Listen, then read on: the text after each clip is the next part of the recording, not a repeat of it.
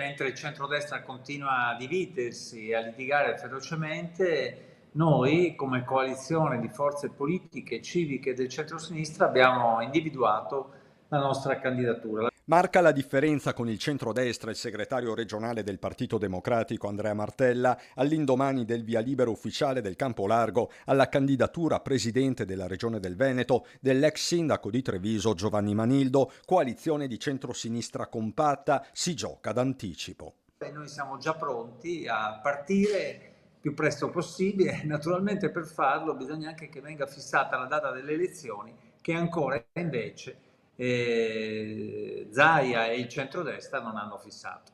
Tutt'altro che dettagli, mentre il cantiere Manildo non può dirsi ancora chiuso, si guarda le forze moderate, Azione e Italia Viva in particolare. Con le altre forze politiche come Italia Viva ed Azione è in corso questo confronto e naturalmente io mi auguro che dia esiti positivi per ampliare l'articolazione della nostra proposta politica. E su sanità e impresa, per esempio, sembra già esserci una convergenza con Azione. Nelle prossime ore i calendiani veneti conferiranno una sorta di mandato esplorativo al segretario Carlo Pasqualetto. Nicolò Rocco, che di Azione è il presidente regionale, detta una prima linea.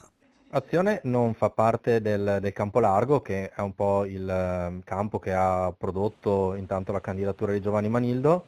Questo però non significa che noi non possiamo aggiungerci eventualmente in un secondo momento. Non nascondo che la candidatura di Giovanni Manildo è una candidatura che piace alla base di Azione ed è un profilo che può parlare e interpretare i temi che piacciono ad Azione, quindi lo sviluppo economico, la capacità di pensare a un Veneto non contro Zaia, ma un Veneto oltre Zaia.